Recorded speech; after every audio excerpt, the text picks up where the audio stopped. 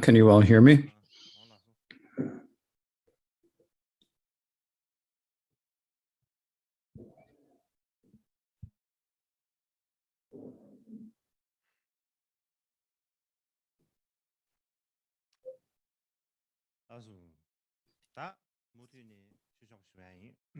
So I will continue.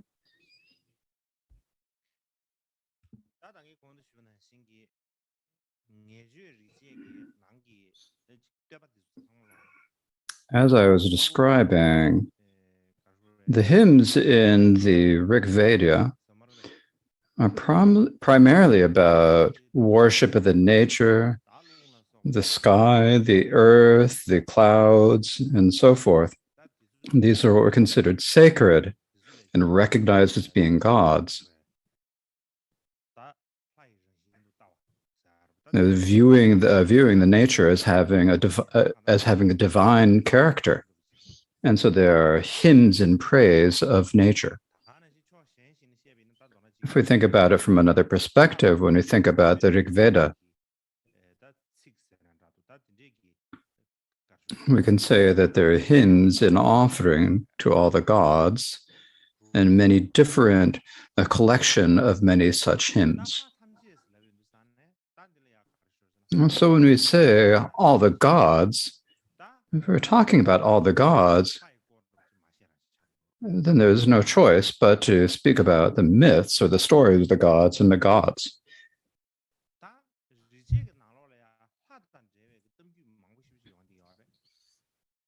Now, the Vedas speak often of the gods.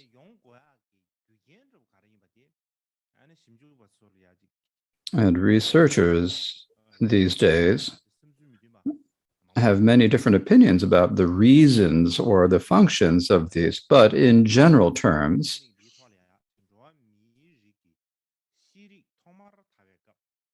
when human civilization was first developing in this world, in that time, the origins of human civilization, or at the time, the way we think about things, or the time that our capacities of thought and so forth had increased to a certain degree, and the way people thought was that all the things in the natural world had feelings like human beings or life like human beings. And that is what they believed at that time.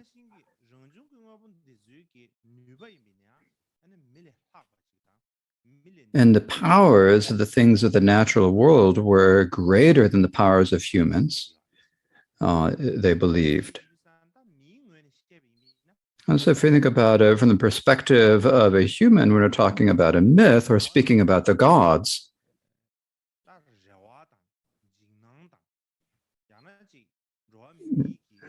it's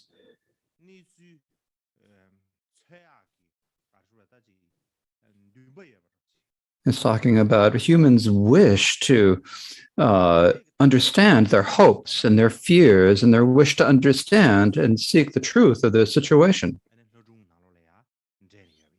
And so the myths mix in the feelings and hopes of many different people.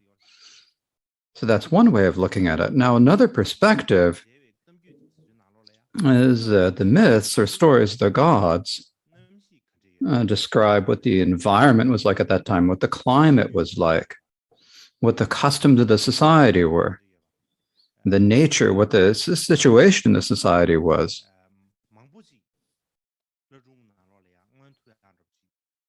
These are all expressed in myths.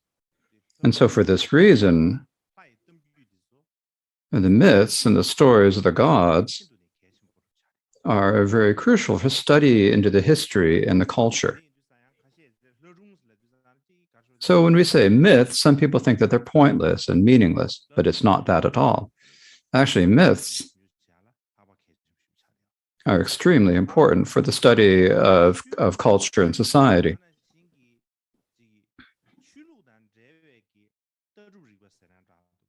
In particular, when we're talking about the study of religion and the philosophy and understandings that are connected to religion, the study of mythology is indispensable for this. Now, the reason for this is that the mythology is like an aspect, the appearance of the original religion of human. It's like the original nature worship of humans is expressed in the mythology, or it is like a form of the original philosophy. And as it developed, the philosophy became even more developed and became more complicated. But at the very beginning, it was kind of like the level of people's thinking. When that level had not reached such a degree, it was they thought about things in a rather simple way, and it was expressed in the form of mythologies or in terms of seeing the nature gods.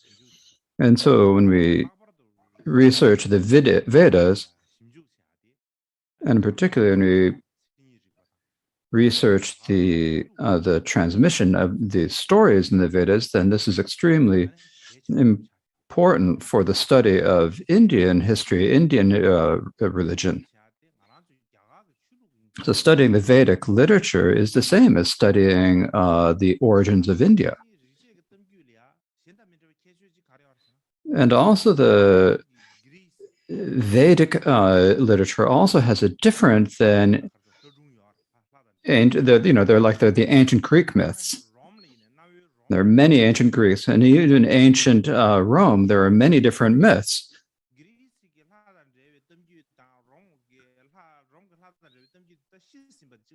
But all the myths of the ancient Greece or Rome are dead. I mean, the myths remain, but there aren't any people who practice them or believe them anymore.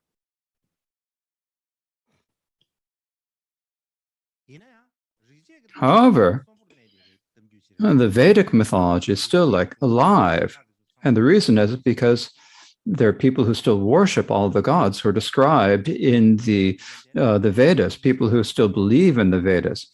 So the stories from the Vedas are like living myths. The ancient Greek and Roman myths are like dead myths. They've already become old. I think there's nothing wrong with describing it in that way.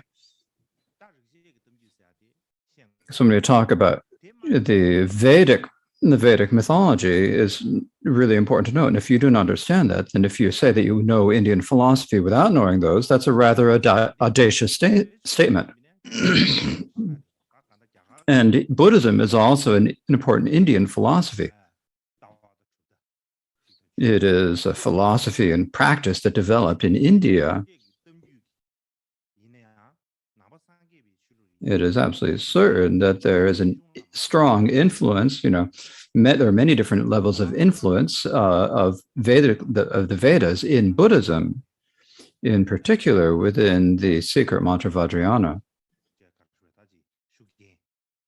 There's a great influence from the Vedic literature and the Vedic myths, and we can understand this clearly.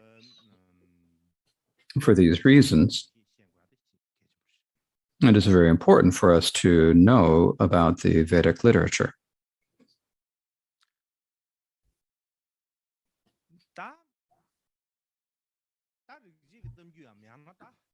When we talk about the Vedic literature, the texts, the Vedas, and we research into them, so who were the gods at the time at the time of the original Vedas? It was like aspects of nature appearing as gods. It's like they look at the sky, and the sky is huge. It's vast. Right? It's infinite. And they think it must be extremely powerful. And must think there must be some sort of a god there. In particular, the sun is really strong, right? Because of the sun, crops can ripen, Basically, the sun is, indispensable for all sentient beings. You think that the sun is just not some sort of thing. It must be a god, is what they thought. You'd think that, right? That's how they thought, right? They were like the scientists of that time. You'd say, what is the sun? What does it do? Well, it ripens crops. It gives us warmth. And so it definitely has some sort of a power. It must be greater than humans. And so gradually thinking in this way,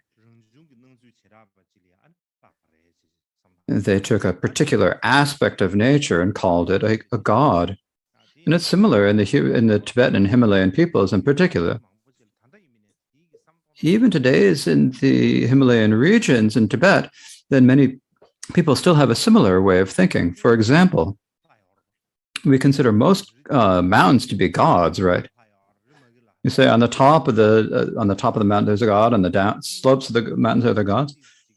If you see a tree that's old or a particular tree, and you say, "Oh, there must be a god there. There must be a naga there." Actually, whether there's a god or a naga there, we don't know. We can't see. But when these are spoken about in the folk stories, then we think, "Oh, there must be something there."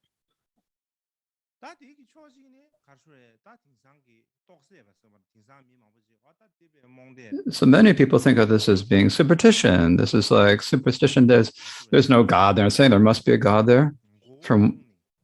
We think that it's just out of ignorance, believing out of ignorance, and there's no point or no meaning to it. However, but if we think about it from another perspective, in the old era, when thinking of viewing the nature as a god or looking at the natural environment as being living, as being alive, when we identify it as being alive, that power is greater than the power of humans. And the ancestors understood how we had to rely on the natural environment, and so they understood how we had to preserve the natural environment, how we needed to care for the empowerment. And so this is something that's very important in the traditional ways. Now, these days, what happens is there's a view of natural gods, or looking at considering the natural environment important, is thinking, "Oh, that's no point, and do whatever you want." You think that everything is for people to use, and it's okay for people to do whatever they want with it. And so this has led to great environmental destruction. We use everything, we destroy everything, we take everything. And so our environmental problems in this era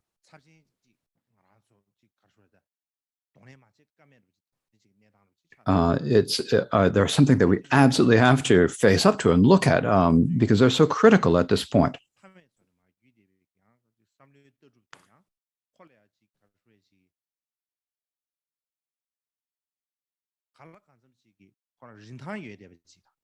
And so this shows that our ancestral way of thinking about the natural environment has real value and has real importance.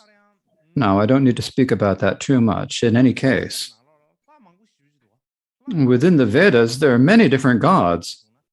And so if we need to speak about each of the gods, we just couldn't speak about them all.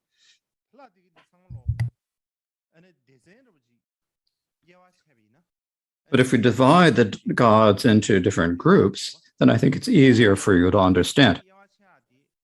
But when you divide the gods into groups, at the beginning, there weren't any distinctions in the classes of gods, but later, then later in the 5th century BC, then the gods were divided the Vedas were divided into 3 classes or 3 groups.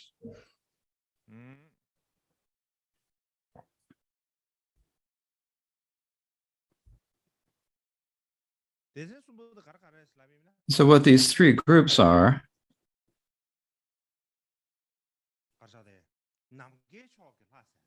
the gods in heaven is the first. So those in heaven. The second are those that are in between or in the air. and then those on the earth. So those are the three levels. Now, within each of these 11, there are with each of these three, there are 11 in each. So in total, there are 33. And so we talk about the gods of the 33, right? So that is where this question arose. Now, there are many gods who are not included with these three classes or three levels, but among these three levels, all the most important deities are included in these three classes or levels. And so we'll take this division into three levels, and I will now give you an introduction to some of the most important gods in this.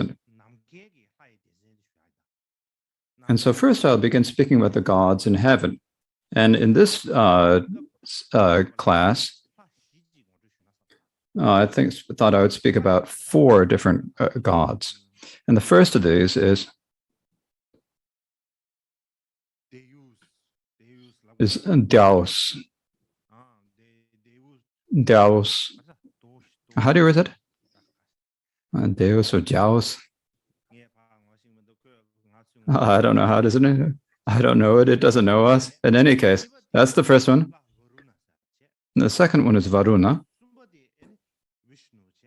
And the third is Vishnu.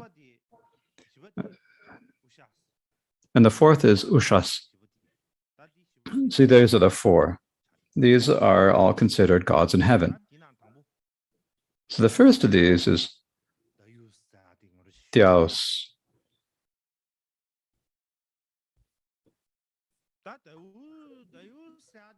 When you talk about Deus, what he is probably, if we were to translate his name into Tibetan or into English, we'd call him the god of light. So the god of light is a very important god because he is the progenitor of all the gods, the ancestor of all the gods. And not only that, the Aryan peoples, as I described yesterday, originate, as I said, they originated in Central Asia, as I mentioned, right?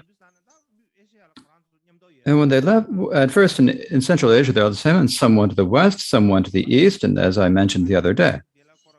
And so the Aryan peoples,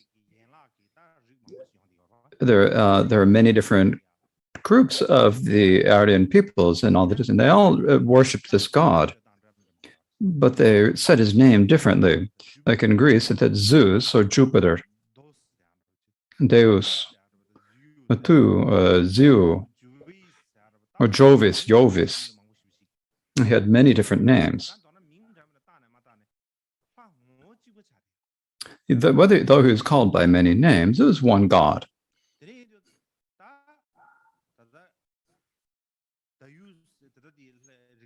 So this Vedic god, Deus, I looked for an image of him and I couldn't find it, but for Zeus,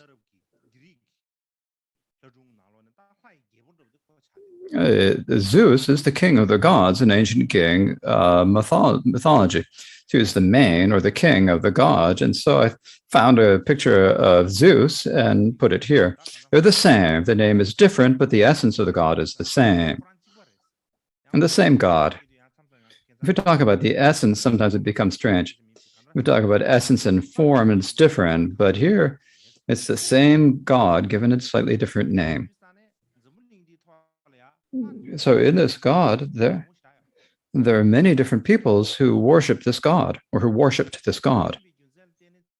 And for this reason, scholars hypothesize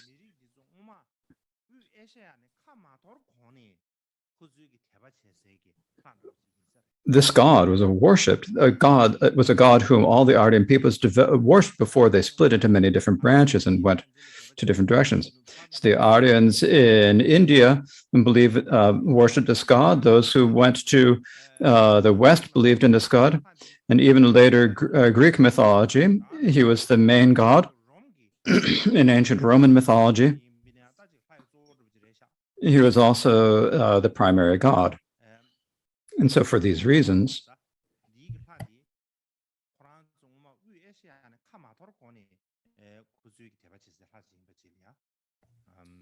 this god was a god who was worshipped by the Aryans in general before they separated into different groups.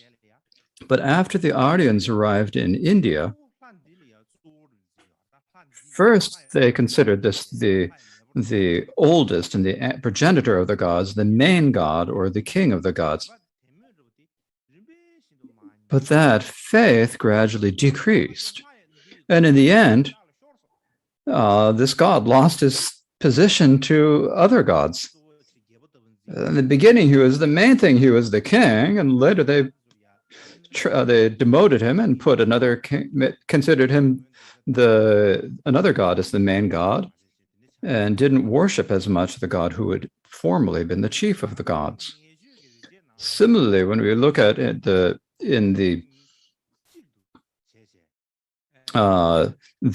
what it says in the Rig Veda is that, and so what it says in the Rig Veda is that this god and the earth goddess united and became the god Dyasprithavi. So the reason why the heaven and earth joined together is that the people at that time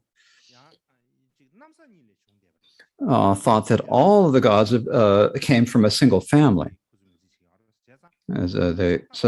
So this god is like the progenitor, the ancestor of all the gods. So if he needs to, and so if all the gods could originate from him, then he had to have the nature of both heaven and earth. And so that is the introduction to him. Now the second god, I will introduce the second god. And you all will know, because we always, when we were talking about the Chasum, the torment 3 parts, or when we are doing the long Mahakala ritual, he appears in that. We talk about Varuna. And so Varuna means the water god. And so in Tibetan, we call him the water god. And so on the top, there is the god. And can you identify with it? It's a crocodile. So the idea that a crocodile is that, now the ancient Indian, they didn't know how to draw crocodiles properly. And so what happened,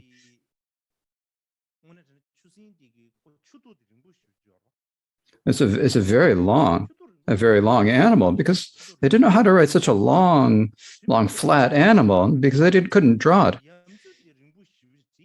And what happened is that the neck became very long, right? So we write it with a very long, and then the back part is made very short. So later we say this is a water creature, but we didn't know that. When people show us what a crocodile is, we wouldn't reckon. We say crocodile, but we call it crocodile. We can see the crocodiles that we can see in Rinur. So we didn't know that the Tibetan Chusin was actually the crocodile, because the Tibetan Chusin has such a very long neck and a very thin, and the proportions were all changed. It was very strange. It became a very weird animal. But this is an okay drawing of a crocodile. So the idea is that it's a crocodile. And so this water god, Varuna, is also a god who has been worshipped from ancient times. And the reason we're saying this is that some appeared later. Sometimes the worship of some gods appeared later. But some gods have been worshipped from ancient times, from the time that the Aryan peoples arrived in India. And so Varuna is from the ancient gods. So what type of a god is Varuna? When you hold the sky to be a god, then Varuna is the gods.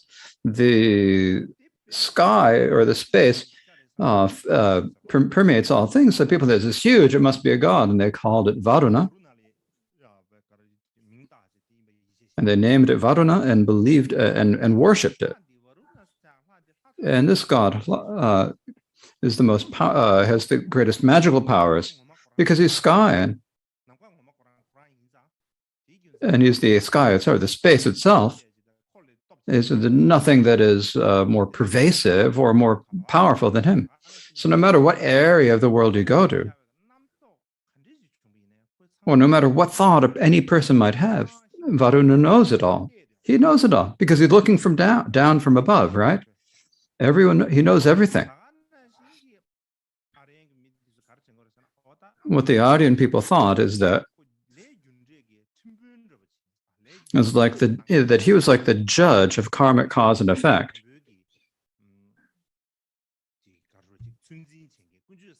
The person who kind of regulated good behavior, the person who judged our good behavior.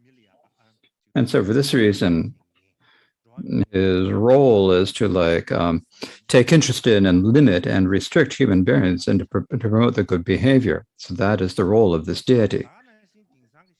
Similarly, some modern or contemporary researchers, what they say is that we always talk about like the Chakravarti, the universal emperor, right? And we think that the idea of a universal emperor probably came from this god. There are people who do think that this is how it happened. Now later, this deity's qualities, all of these qualities were later transferred to another god. And the Varuna was kind of demoted. He was brought to a lower level. So who were his qualities transferred to us? The god Indra. So his qualities were then transferred to Indra. And that's what they say. So in the basis, in the beginning, if we talk about it originally, Varuna, when he was worshipped, then Varuna was a really powerful, pervading all things, and knows all human thoughts. Is a really an incredible being, and that essence of God and the God that we speak about in the Christian religion at the very beginning are very, very similar.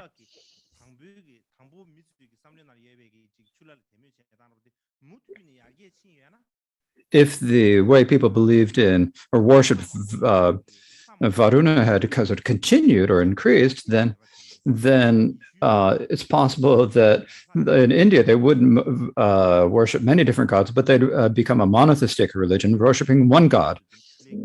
And so the reason that this didn't happen is because the tradition of worshiping Varuna declined.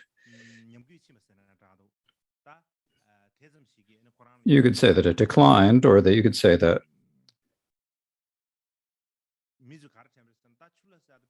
what people thought is Varuna is so powerful, so all-pervading, and who knows all the other people. This is just too powerful. He's too serious. There's no point for this god. There's no particular feeling for this god. He's just too serious. He's too high, and too lofty, too far away from us. There's no point in that. And so for that reason, this god gradually, people thought we don't really need him so much, and so he gradually lost importance. And so people started to ignore him. And then after that, what happened is that gradually, in the Rig Veda, what it says is that this god is said to always cause rainfall, because where does rainfall come from? It comes from the sky. So the god is the sky by nature, and since the rain falls from the sky, later, what this god became is that first he was the sky, right? is the sky in the form of a god, and later there's not so much discussion of his being the sky, but many discussions of being the rain, and so it became the water god. So later, even in our secret mantra, when we're giving when we're doing the Torma in three parts, the Chasum Torma, the Torma in three parts, one of the gods is Varuna, right? So this is, but this is him. Now there are too many gods. They're all crowding and waiting in line. So I can't say too much about them, but we're not sure if the gods are going to be happy. If they're thinking they're taking a long time, it's my turn now. And if they're going to get offended, we don't know. So I better go through them quickly. Following this is the third, is Vishnu. So you probably all know about Vishnu, right? In Tibetan, we later called him Kyamchuk, but he's called Vishnu. Now the Tibetan word Kyamchuk, and the reason he's called Kyamchuk, or entering pervasively, is because he was able to cross the sky in 3 steps. The sky is huge, right? But Vishnu had great power. He was able to cross the sky in 3 steps. He only had to take 3 steps. And so for this reason, he's called Kyamchuk, so his name means that he can, in Tibetan name, means that he can cross the entire heavens in just 3 steps.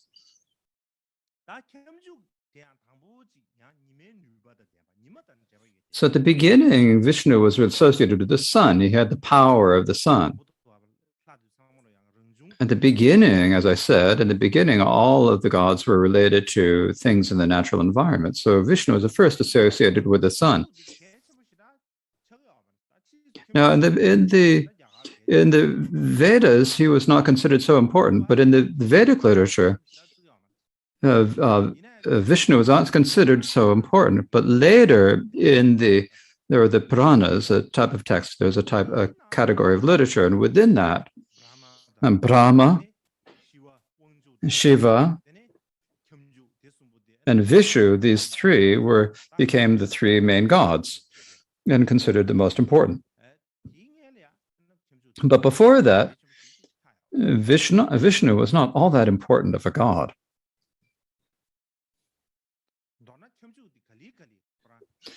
So basically, in brief, Vishnu's essence and characteristics gradually changed. At first, he wasn't much, but gradually changed and became one of the great gods. But before that, Vishnu was just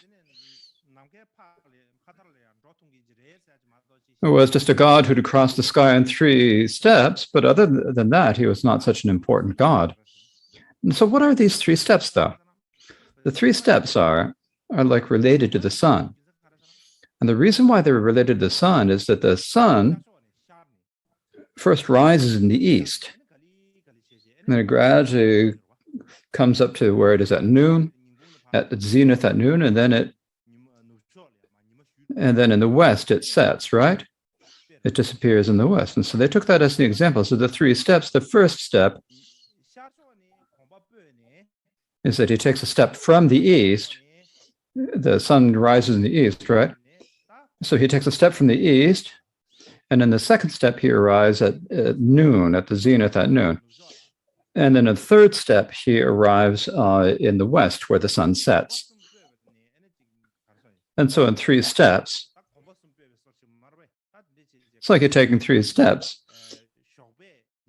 And so in the early morning, the sun arises. At none, it's a zenith in the center of the sky, and in the end, it sets in the west, and so that is how they identify the 3 steps. However, but there's a particular when you reach to the center of the sky at noon, what people believed about the center of the sky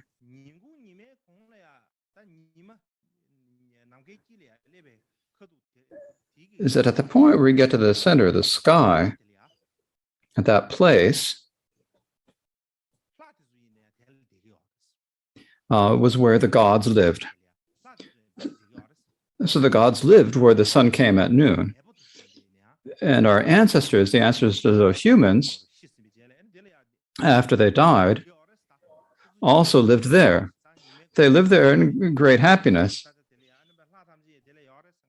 And so all our ancestors are up there with all the gods at the center of the sky. It's like they're all enjoying themselves, having a big party. So after everyone died, they thought that after people died, they'd be reborn in this place. This is the ancient belief. So for this reason, the people of that time, he was like one whom people had the greatest help for. Like, it's like us thinking we want to be reborn in the realm of Sukhavati. Now, at that time, there's no question of the Sukhavati, but if think, oh, if I could come to the center of the sky where the sun comes at noon, where all the gods and our ancestors are enjoying themselves, if only I could be born there. So this is their greatest aspiration, was to be born in this place. And so for this reason, Vishnu became more and more people in people's minds. And the reason for that is because he went to the center of the sky every day, that place that was so important. And so he is therefore important because he is the one who we need to worship. He's the one whom we need to praise. And so Vishnu's status or his level gradually became higher and higher.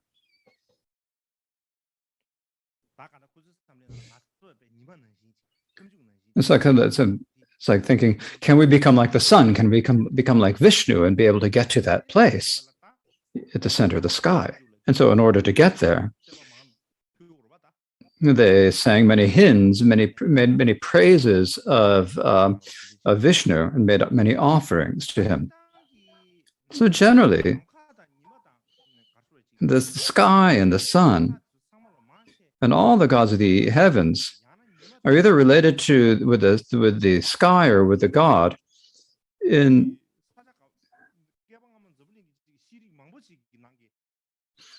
many cultures, ancient cultures in many ancient cultures, the most important gods were related to the sky and the sun. This is something that is important for us to understand. Now, the fourth god is this.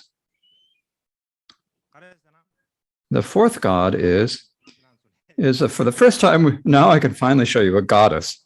They've all been male gods up to now. So now I get to show you a goddess. Now, this goddess is named Ushas, the goddess Ushas. When I say Ushas, what she is at the beginning, before the sun rises, there's dawn, and there are all the colored and all the colorful clouds, the colors of the rosy fingers of dawn and so forth that appear. And so what people would say, so when the sun rises, the sun is really beautiful.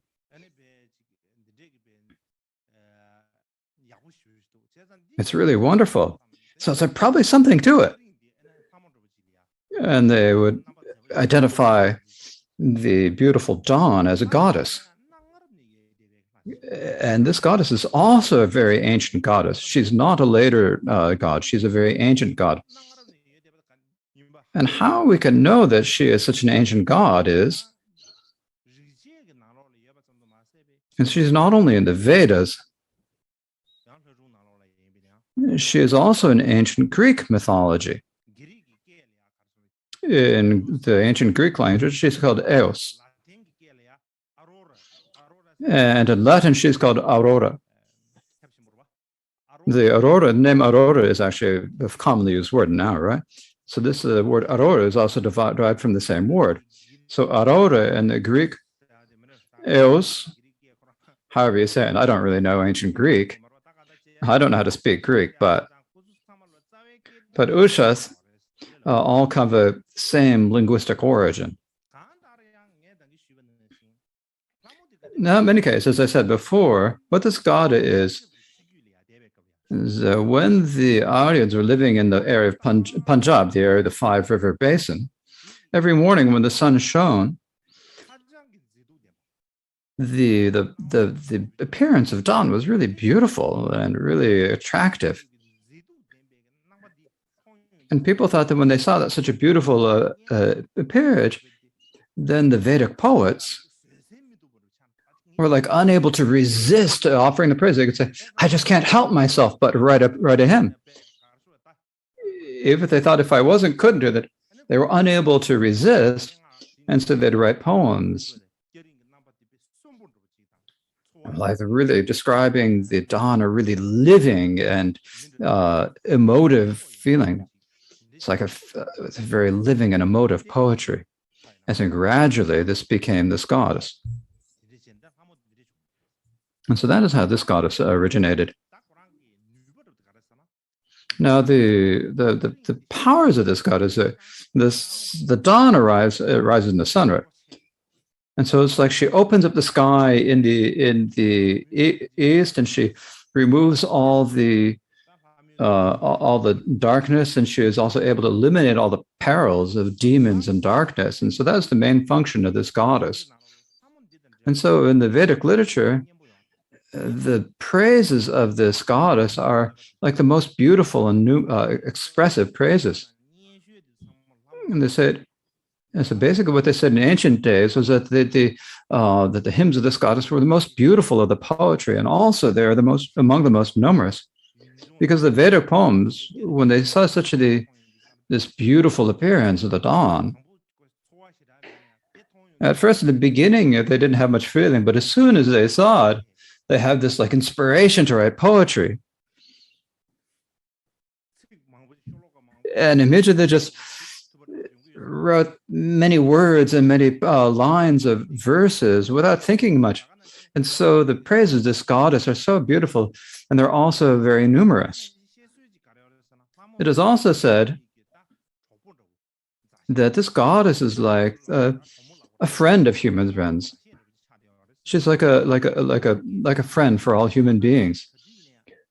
And her expression was like always like a young maiden. It's not like she was like she wasn't like some old woman. She was like for always, eternally. She was like youthful, and so she's always smiling, and her body never had any appearance of aging or of deterioration. And she was also the person who limited the human lifespan. She's the one who limits into how long you can stay. So that's what she's the goddess who did this.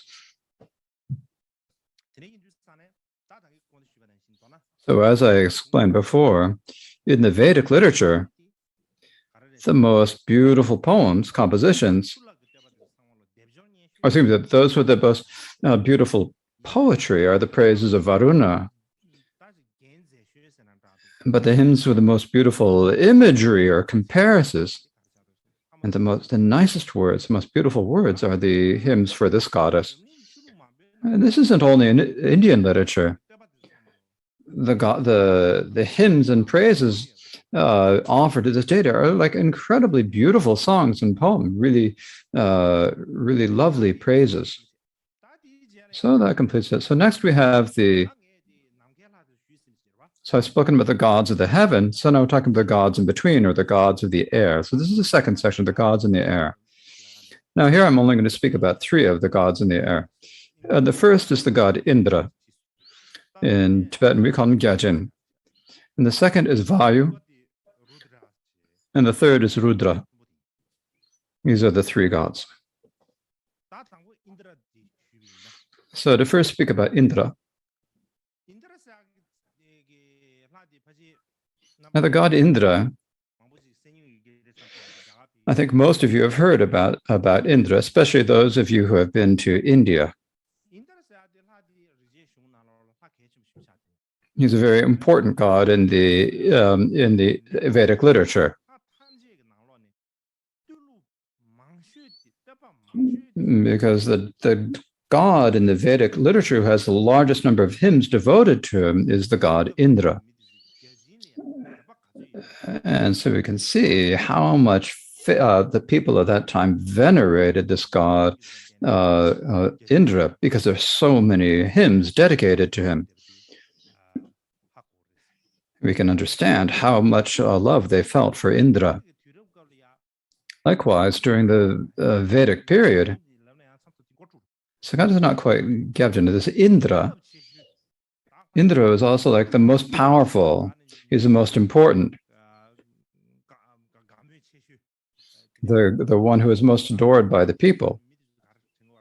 And what people also at that time believed is that Indra was the god who protected the people of India. So that is what people of the time thought.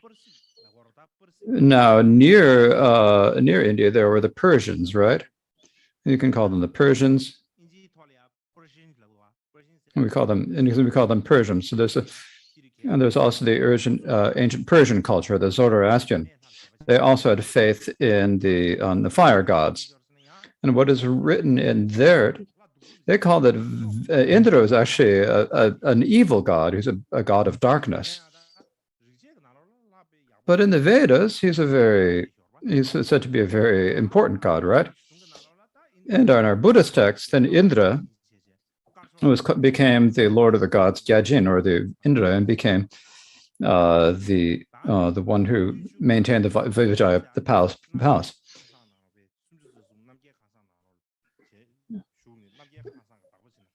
And it also said in the in the sutras that he's like the king of the gods who lived in the heaven of the 33 in the divine palace of Vijaya.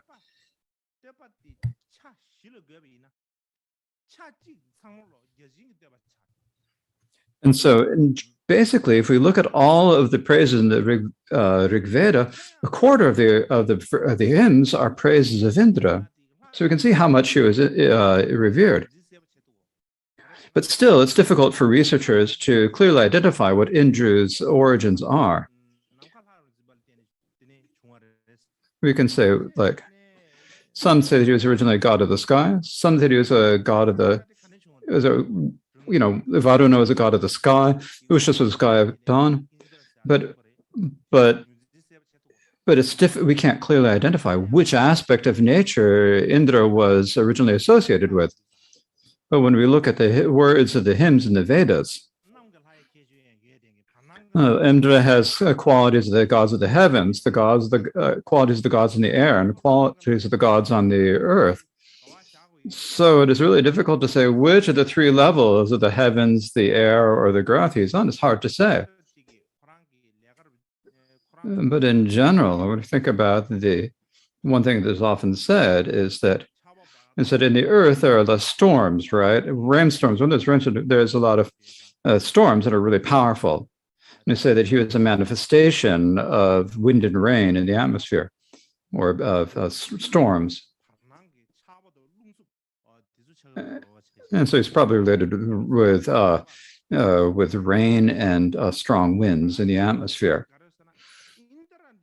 And another particular aspect of him is that when the audience is a god who is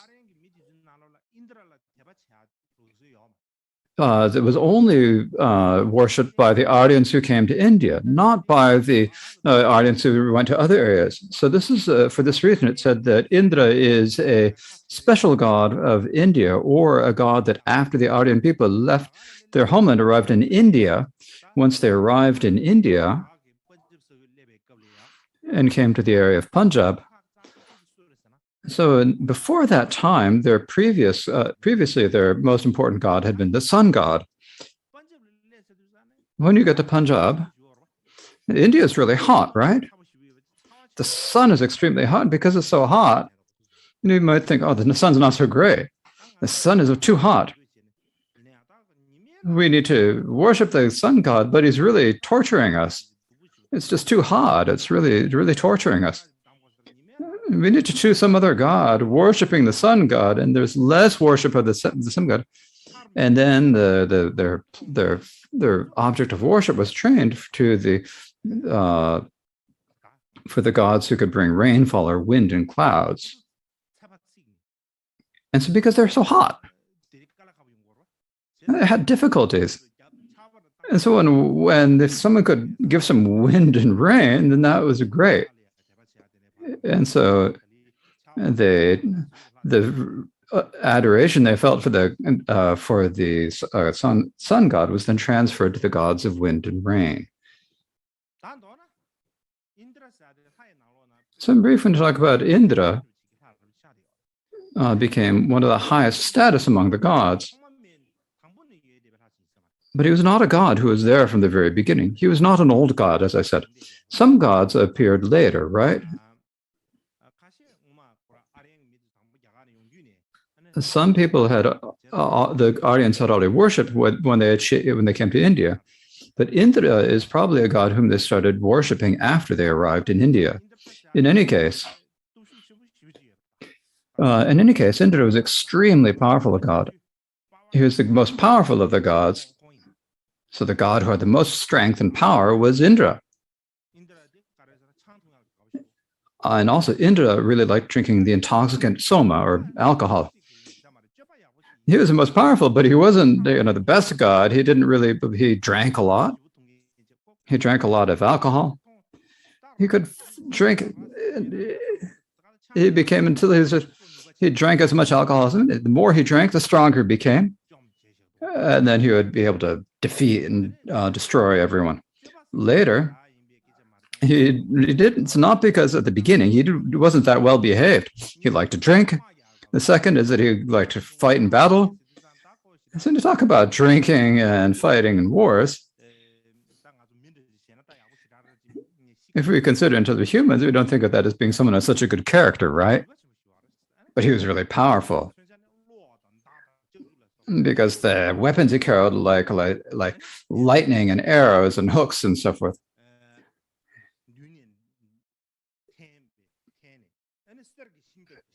And he'd be on a golden chariot. There'd be a golden chariot that's drawn by two horses, and then around them they're the Maruts gods, like this army of gods. And so like this henchman. So and he would.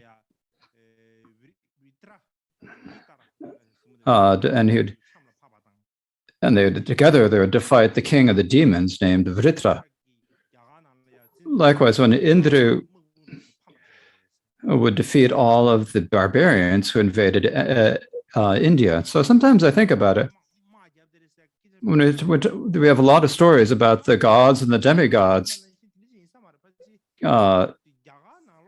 fighting. And I think it's probably not so different, actually. At the time that they were in India, the Aryans, and then there are the original inhabitants of the region, the dark-skinned peoples. They'd say, those are the non-gods. The Aryans say, we're the gods. And when there were, and because of the armed conflict between them, then I think that's how the fights between the gods and the demigods happened, or the gods and the non-gods.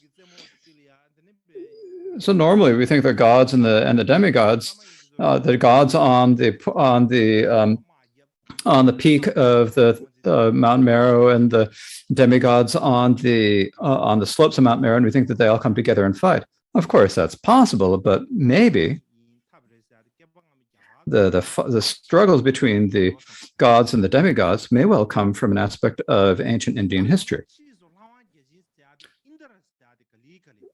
In any case, this god Indra was gradually promoted and gradually became more and more important. And then he became the lord of the gods, Indra. And basically then, Indra was a god, the god of storms, and the protector of God. He was the war god. And so basically we call the war god, or in Tibetan they would say the Trahla. He's recognized as the king of gods. So later, Indra later became more and more important. And in the end, among the three gods, he became one of them. So there were three. Later, there were three. There was Vishnu, Shiva.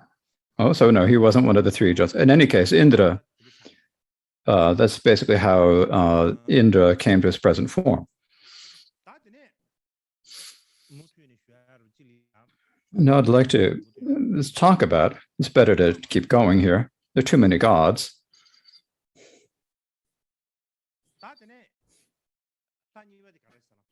The second god of the air is Vayu, or the god of the wind. So Vayu. So he's also in the Torment 3 sections. He's the one who's said to ride on the wind, right? So this is him. So Vayu. So there's Indra. So he was like Indra's assistant, his helper. He is always with the audience. So like Indra had this golden chariot. So Vayu always accompanied him in the chariot. And his main job was to cure people's illnesses and to grant long life. That was his primary function.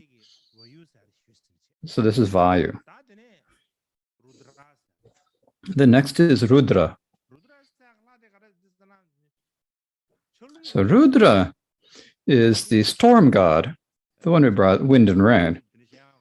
When we have like strong winds and rain, right? That the god of that is Rudra.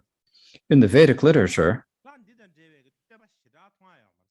there are hardly any hymns in praise of this god. But later, this god, the storm god Rudra, became extremely important.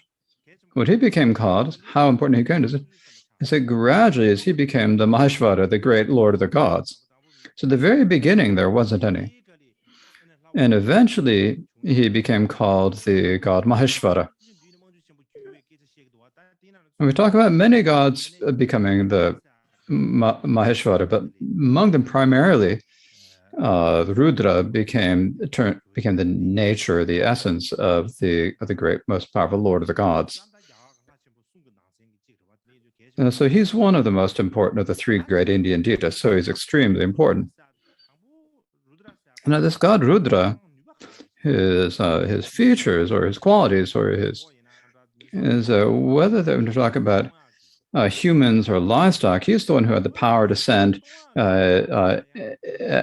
diseases, but he had to send the diseases, but he also had the ability to cure them or heal them. So he was very complicated. He was the one who could send the illnesses, and he was also the one who could eliminate them. And so for this reason, people believe that on the one hand, he was the one who sent illness, and he was the one who cured them. So when it's like storms are really important. So because that reason, and that's the reason why Rudra became called the Bhairava, the terrifying one, because he was such a terrifying god. And so for that reason, he was called Mahabhairava, or the terrifying one. And so he's a really complicated god.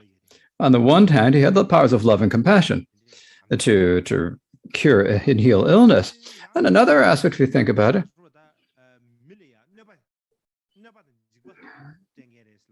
he's the one who gave humans, who harmed and caused a danger for humans. He was a really difficult god. In any case, this god eventually became the great god Maheshvara. At the beginning of the Vedas, there was no such god, Maheshvara, or lord of gods. So those are the gods of the air. So I've talked about the gods of the air, and now, I'll speak about the gods of the earth. I don't know how much time I have, but maybe the time is. I'm not sure how long we've gone. Well, anyways, I'm going to talk about the gods of the earth. I'm going to speak about 3 of the gods of the earth. And the first is Agni. And this is Agni, the god of fire. The second is Soma.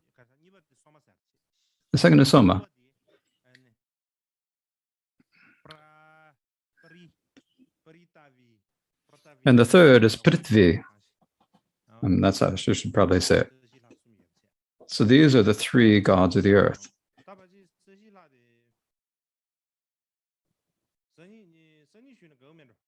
Maybe it's better to speak about them tomorrow. So I'll speak about them tomorrow. Otherwise, it'll be too much. There are too many deities. If I say too much at once, then we'll just kind of like be too much and we won't know what we're saying. So I won't speak about them now. But here are the main things. I spoke about the four gods of heavens, the three gods of the air. And so I've given you an introduction to them. And so tomorrow I'll give you an introduction to the gods of the earth. And after introducing all the gods, it's also among them. I'll also talk about the Yama, the king of the death. And after introducing all of them,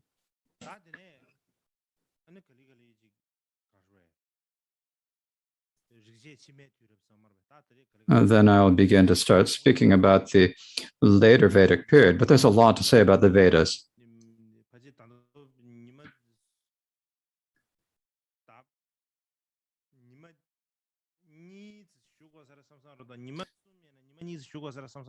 I think that I should speak about them in 2, but it might take 3 days. There's an awful lot to say about the Vedic period. Then after we've spoken about that, then only then will we begin to start speaking about the Buddhist period. So you all might be wondering, he's saying he's going to speak about mantra, but he's speaking only about Hindu lists, talking about all these Hindu gods and all these Indian. He isn't saying anything about secret mantra at all. He hasn't even said a single word about this. I'm saying this in order to be able to get into the discussion of the secret mantra. If we can understand this a little bit, then when we get to the topic of Buddhism and the subject of mantra, then you say, oh, that's what this is. Oh, this is what he's speaking about for. And I think it's possible that you're going to be able to find some understanding there. And so we will leave it there for today. And so now we will recite our prayers.